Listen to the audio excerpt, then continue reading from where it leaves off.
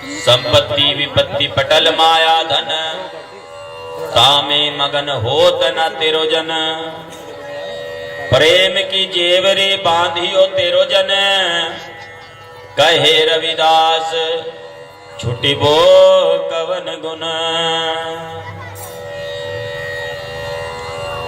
जगत गुरु सतगुरु रविदास जी महाराज को बंदगी करता हूं। सतगुरु स्वामी ज्ञान भिक्षुक जी महाराज को बंदगी करता हूं। सतगुरु स्वामी समनदास जी महाराज को बंदगी करता हूं। तमाम संतों गुरुओं रहबरों को बंदगी करता हूं। आज के इस कार्यक्रम में पहुंचे तमाम संतों को, महात्माओं को, साधुओं को बंदगी करता हूं। कार्यक्रम के आयोजक कमेटी, कार्यक्रम का कुशल संचालन कर रहे संचालक महोदय, अपने हुनर से कार्यक्रम को सजा रहे साजिंदे महोदय,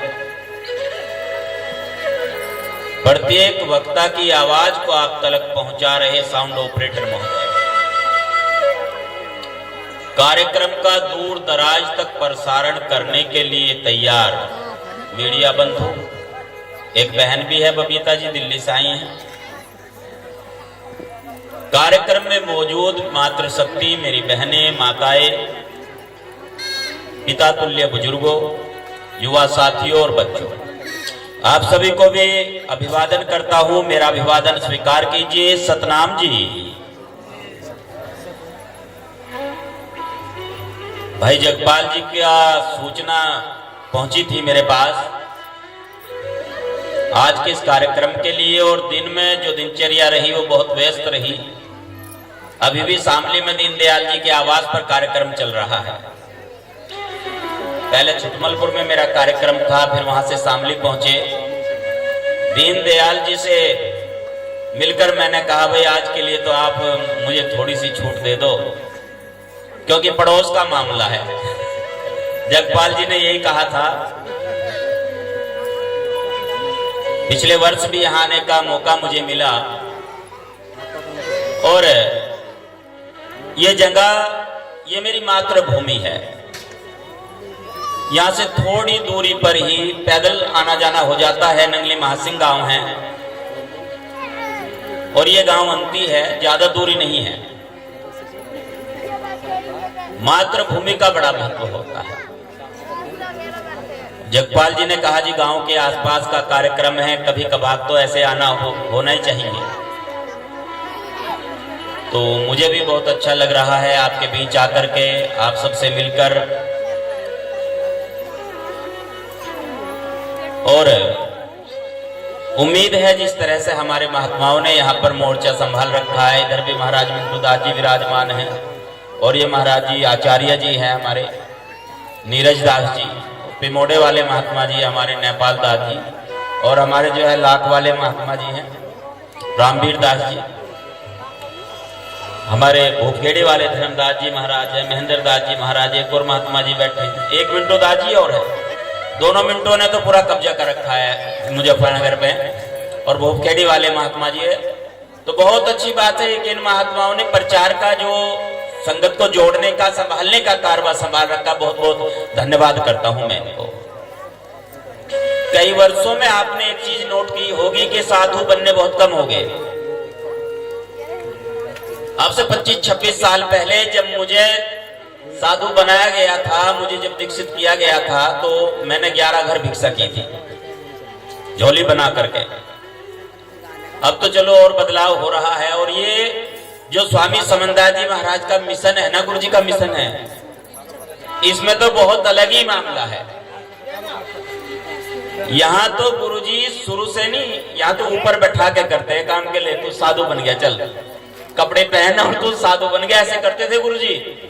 कह दो ये चल मैंने सिखा दिया, आशीर्वाद हो गया, साधु बन गया। नहीं तो अगर अन्य पंथों में आप देखेंगे ना, पहली सीढ़ी से चलना पड़ता है, बड़ा तप और त्याग करना होता है, तब जाकर के कोई साधु तैयार होता है, इतना सरल नहीं है। और आज आपके बीच आकर के एक और स्मृति ताजा हो गई। एक बिटिया हमारी जो जगपाल जी है, गुरु घर के सेवादार है, पिछले वर्ष बड़े उत्साह से आपने एक कार्यक्रम किया था। मालिक के हाथ में होता है भाई सब कुछ। देखो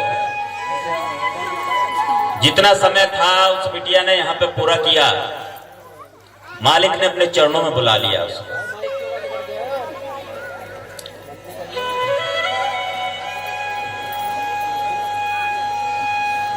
अभी एक साखी पढ़ी थी गुरु महाराज की आपके सन्मुख।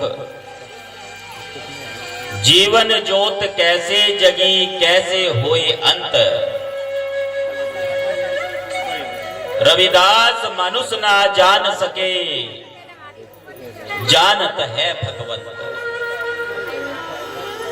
मनुष्य का ये जीवन है ना, इसके ये जीवन एक किताब की तरह है, एक पुस्तक की तरह होता है।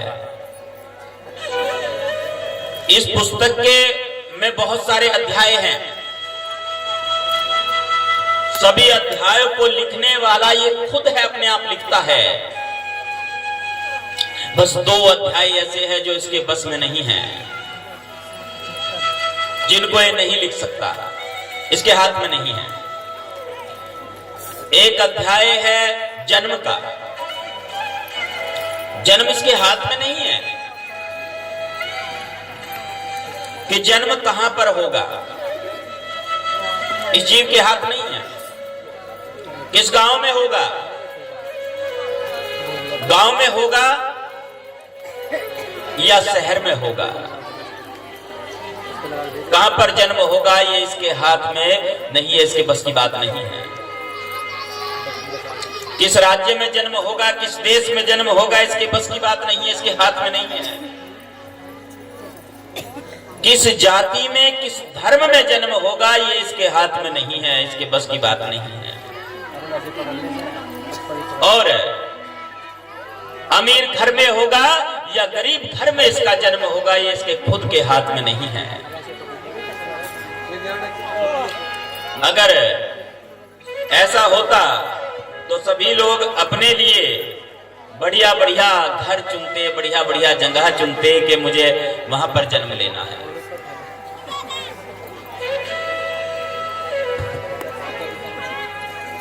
दूसरा अध्याय है मृत्यु का अध्याय। ये भी इसके खुद के हाथ में नहीं है।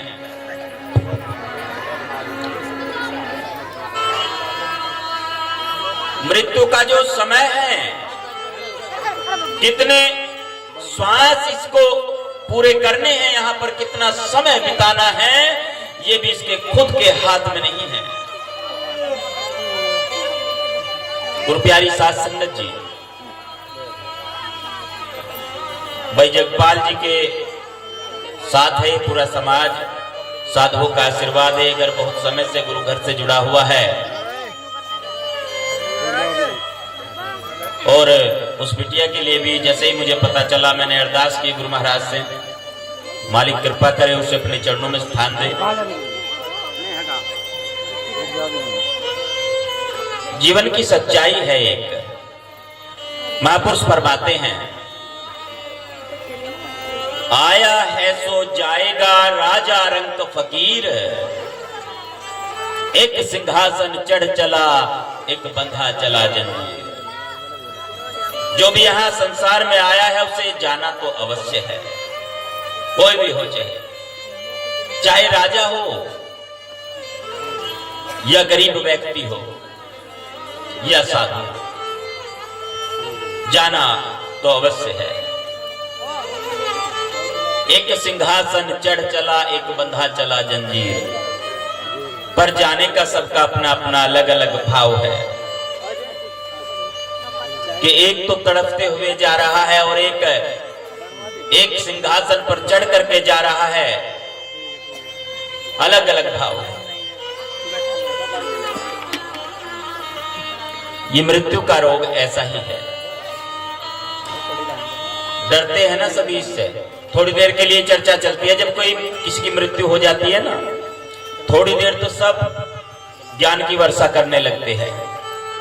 कहते भाई एक दिन सबको वहीं जाना है, सबका यही ठिकाना है, शमशान में जाकर के यहाँ सबका यही ठिकाना है, आखिरी जो स्थान है वो यही है। और जब वहां से निकल जाते हैं फिर भूल जाते हैं, सब ठिकाने को भूल जाते हैं, फिर ध्यान नहीं रहता कुछ। फिर तो खूब अपना कार्यक्रम चलाओ जो चलाते हैं रोज ही,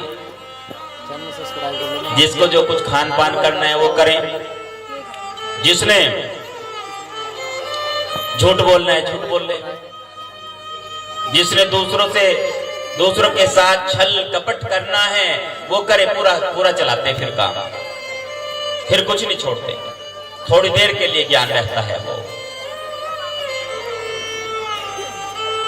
और जल्दी भी बहुत होती है। कुछ के पास समय ही नहीं होता कि वो जाकर के थोड़ी सांत्वना दे किसी को। फोन पे बात होती है, जब नहला देंगे ना तब फोन कर देना, मैं पहुंच जाऊंगा। दूसरा और ज्यादा बिजी होता है, वो कहता है जब उठाकर चल देंगे तब फोन कर देना, मैं पहुंच जाऊंगा। तीसरा तो यहाँ थोड़ी दूरी पर है, वो कहता है जब शमशान में पहुंच जाएंगे तब फोन कर देना, मैं आ जाऊंगा। समय ही नहीं है किसी के पास, समय की बहुत तंगी है।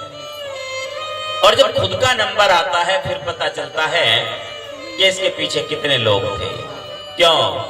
क्योंकि जब इसने किसी को समय दिया ही नहीं है तो इसको समय कौन देगा? मुश्किल हो जाएगी बात। वो ज्ञान सिर्फ उसी दिन थोड़े समय तक के लिए ही ठहरता है, थोड़ी देर के लिए ही ठहरता है। गुरु महाराज सतगुरु स्वामी समनदास जी महाराज स्पष्ट कर देते हैं सारी बात को। गुरु जी ने साफ बताया है। कोई भक्त पूछ रहा था गुरु जी से, गुरु जी 2 दिन की जिंदगी का क्या चक्कर है? अभी कोई वाणी कह करके गया तो 2 दिन की जिंदगानी इसका गुमान करके क्या खाक पार होगा पत्थर की नाव चढ़ के। गुरु जी ने कहा 2 दिन है, यादगार 2 दिन है। एक दिन तो यादगार वो है जिस दिन तो इस दुनिया में आया था, वो दिन यादगार है। कैसे यादगार? तारीख लिखी गई ना, जन्म तिथि, जन्म प्रमाण पत्र बन गया, तेरे लिए यादगार हो गया, तेरी माँ के लिए यादगार हो गया, बाप के लिए यादगार हो गया। वो फुदकता फिर रहा है कि मैं बाप बन गया, अंदर ही अंदर खुश हो रहा है बहुत ज्यादा। अब तक तो दिक्कत आ रही थी, पड़ोसी पूछ रहे थे क्या मामला हो रहा भाई, दवाई बुट्टी खाई कहीं से या नहीं? अब वो ठीक है, प्रसन्नता हो रही है अंदर अंदर, हाँ जी खुश हो रहा है बहुत ज्यादा, यादगार बन गया। सबके पद बदल गए, पदोन्नति हो गई, प्रमोशन हो गया सबका। जो भाई था वो भाई चाचा बन गया या ताऊ बन गया, जो बहनें थी वो बुआ बन गई, जो माता पिता थे उनका भी प्रमोशन हो गया, वो दादा दादी बन गए। और जो दूर बैठे हैं ना रिश्तेदार उसके मायके वाले, वो नाना नानी मामा मामी तार जुड़ते जा रहे हैं, सबकी पदोन्नति हो गई। जैसे एक बच्चे का जन्म होता है ना, ऐसे ही सबका प्रमोशन हो जाता है, यादगार बन गया। एक दिन तो यादगार वो जिस दिन तेरा जन्म हुआ यहाँ पर, वो दिन यादगार हो गया, तारीख लिखी गई। और दूसरा दिन वो जिस दिन तू यहां से निकलता है ना अपना सामान समेट करके, मृत्यु का दिन, वो भी तारीख यादगार बन जाती है। और फिर फोटो के नीचे लिखा जाता है लेट, अंग्रेजी में, हिंदी में लिखते स्वर्गीय। गलत तो करते नहीं है, चाहे किसी का कोई भी कार्य रहा हो, कैसा भी रहा हो। जो पीछे रहते हैं ना अर्थी के बहुत दूरी पर, वो चर्चा करते हैं बहुत बेकार आदमी था, गंदा आदमी था, चल भी रहे हैं उसके साथ साथ, और ये भी कहते हैं आखिर में सबको वहीं जाना है, परंतु चर्चाएं भी करते हैं उसकी, बेकार था, बिल्कुल घटिया आदमी था, किसी की सेवा नहीं की, ऐसी चर्चाएं भी चलती हैं। वो दिन यादगार जिस दिन तू यहां से चल निकला, वो भी तारीख लिखी गई। ये 2 दिन है जिंदगी के। वो सेवक, वो भक्त भी बहुत तर्कशील है, कहने लगा गुरुजी बीच के दिन कहां गए? फिर 2 दिन तो हो गए, पर जो बीच के दिन है, जन्म और मृत्यु से बीच के जो दिन है वो भी तो होंगे कहीं पर, वो कहां गए? गुरुजी के बारे में आप परिचित हो? तुरंत उत्तर देते थे गुरुजी, तो अभी भी वही देते हैं उत्तर, तो मौजूद है अपने आश्रम पर। गुरुजी ने कहा वो दिन जो बीच के दिन है ना वो तेरे स्वाद में गए हैं, तूने स्वाद चखा है, वो सारे दिन तेरे स्वाद में खो गए, तूने स्वाद ले ले करके स्वाद चख चख करके उन दिनों को सबको खराब कर दिया, सबको उड़ा दिया। गुरु प्यारी साध संगत जी, मनुष्य का जो ये जीवन है इसमें चंद श्वासें ही इसके पास में होती है, इसलिए ये प्रयास करें कि जितना भी समय यहाँ पर मिला है वो मैत्री, सद्भाव, करुणा के भाईचारे के साथ बिताए, आपस में प्रेम के साथ उस समय को बिताए।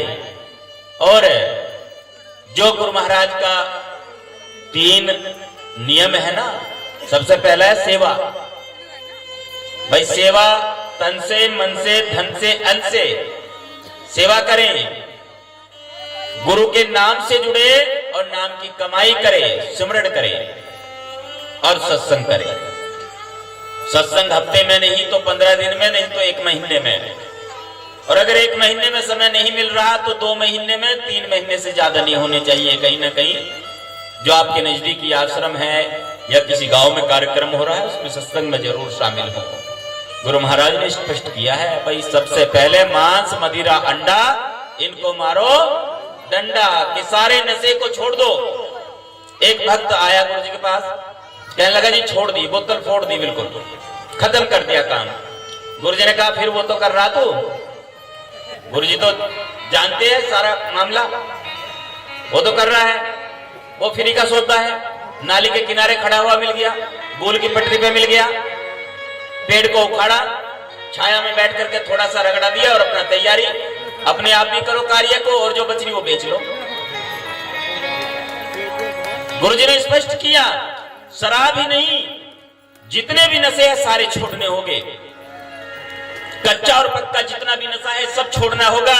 यदि तुम मेरे पास आ रहे हो ना, ये सारी चीजों को छोड़ करके आओ। जो तू चाहे वो को छाड़ सकल की आस, और मेरे जैसा हो चल सब सुख तेरे पास। कईयों को बात बुरी लग जाती है, कड़वी लग जाती है, यहाँ चुभ जाती है, पर वो चुभ है थोड़ी देरी, अगर चुभी रह जाए तो काम ठीक हो जाएगा फिर कि चलो छोड़ ही दिया। एक कहने लगा गुरुजी लोग चर्चा करते हैं कि समनदास तो बहुत कड़वा बोलता है, कड़वा बोल रहे हैं, बड़ी कठोर भाषा है। गुरुजी ने कहा दीवार में कील ठुकरी ना है, तकिए से ठोकिया हथौड़े से, तकिए से ठोक देगा। उसने कहा जी नहीं सारी जिंदगी हो जाएगी, तकिया फट जाएगा, पर कील ना ठोके। कील कैसे लगेगी दीवार में? हथौड़े से। हथौड़े की चोट लगी है, यही संतों की चोट होती है, शब्द की चोट होती है। इसलिए बंधुओं, गुरुजी ने बड़ी सरल भाषा में समझाने का प्रयत्न किया कि जो समाज है बहुत पिछड़ा हुआ समाज है, इसको अपनी बुराइयों को, अवगुणों को, दुर्गुणों को और व्यसनों को छोड़ना होगा। और क्या चीज हासिल करनी होगी? 2 चीजों की तरफ ध्यान देना होगा, शिक्षा और संस्कार। शिक्षा एक तो सत्संग की शिक्षा है, एक बाहर वाली शिक्षा है। शिक्षा एक तो सत्संग की शिक्षा है, सत्संग की शिक्षा से होता है कल्याण। जो अंदर वाला बोल रहा है इसे कल्याण की आवश्यकता है, और जो बाहर वाली शिक्षा है उससे होती है उन्नति, उन्नति की भी आवश्यकता है।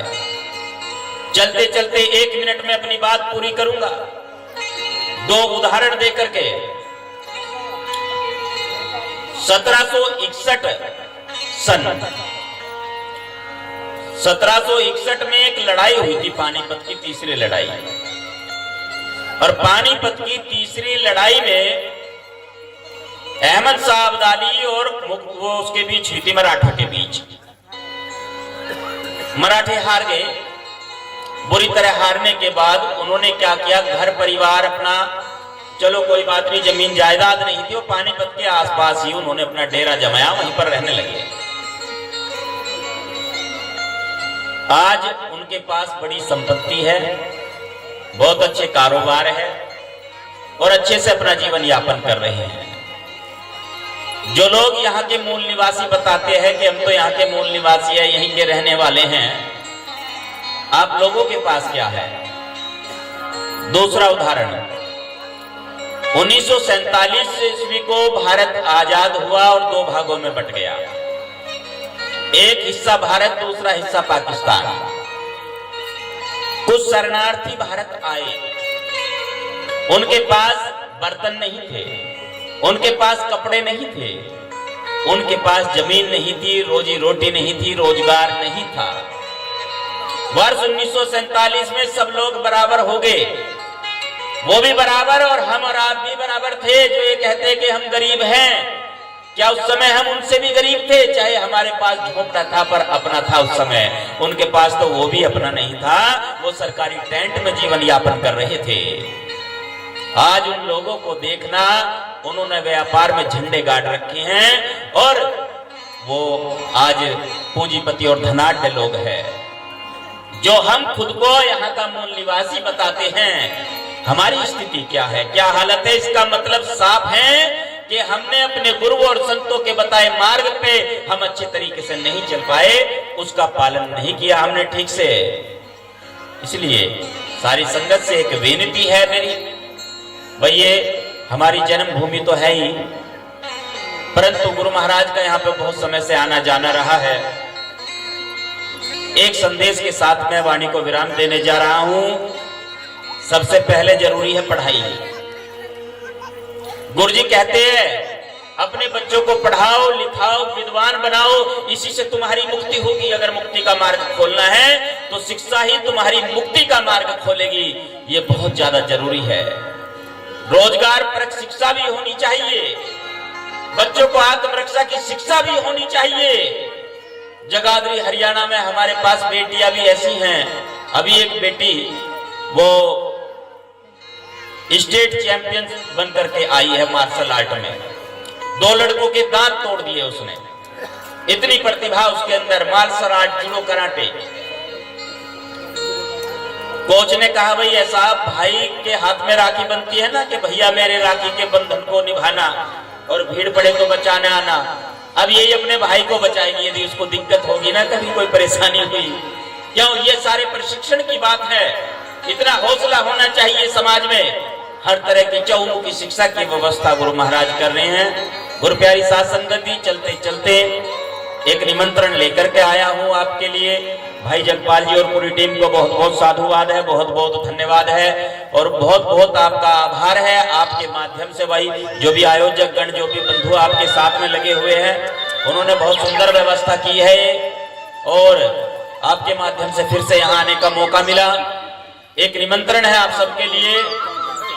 27 अक्टूबर की रात्रि में अखिल भारतीय संत शिरोमणि सतगुरु रविदास मिशन के संस्थापक अध्यक्ष महंत सतगुरु स्वामी समनदास जी महाराज के पूज्य गुरुदेव सतगुरु ज्ञान भिक्षुक जी महाराज की 172वीं जन्म जयंती के उपलक्ष्य में गुरु रविदास आश्रम गुरु गद्दी ऊट में 27 अक्टूबर की रात्रि में एक भव्य कार्यक्रम का आयोजन किया जा रहा है। आप सभी सादर आमंत्रित है, सभी ने पहुंचना है, उस कार्यक्रम की शोभा बढ़ानी है।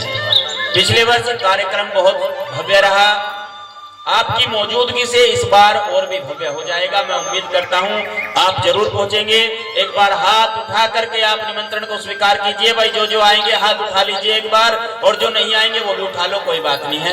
हाजिरी तो लगी गई गुरु महाराज के दरबार में। बहुत बहुत धन्यवाद भाई, आप सबने हाथ उठा करके गुरु महाराज के दरबार में अपनी उपस्थिति का आभास कराया है और उम्मीद जताई है कि आप जरूर पहुंचेंगे। सबके घर परिवार से है स्वास्थ्य के ऊपर गुरु महाराज की कृपा बनी रहेगी। हाँ जी बिल्कुल, मैंने शुरुआत ही वहीं से की थी। हमारे जगपाल जी है गुरुवर के सेवादार और पिछले वर्ष भी मेरा आना हुआ था यहाँ पर। ये बात मैंने थोड़ी देर पहले दोहराई थी, अब फिर दोहरा रहा हूँ। इस बात का मुझे भी बहुत दुख है। एक होनहार बिटिया मनीषा, जो जगपाल जी गुरुघर के सेवादार हैं, इनके परिवार से इनकी बिटिया, क्या हमारी बिटिया समाज की बिटिया थी, आकस्मिक कुछ ऐसी घटना हुई कुछ स्वास्थ्य को लेकर के कि वो हमारे बीच से अलविदा कहकर चली गई। और इतनी होनहार लड़की थी वो, आपने कईयों ने उसको सुना होगा कि माइक पर जब वो गाती थी तो अलग ही आवाज, अलग ही जो है माहौल बनता था। मुझे बड़ा दुख है इस बात का और मैं जगपाल जी को आश्वासन देता हूं आप धैर्य रखें। हौसला बना करके रखे। गुरु महाराज कृपा करे, दया मेहर रखे, उस पुण्यात्मा को अपने चरणों में स्थान दे। पूरा समाज, सारी संगत आपके साथ में है। सतनाम सतनाम सतनाम जी।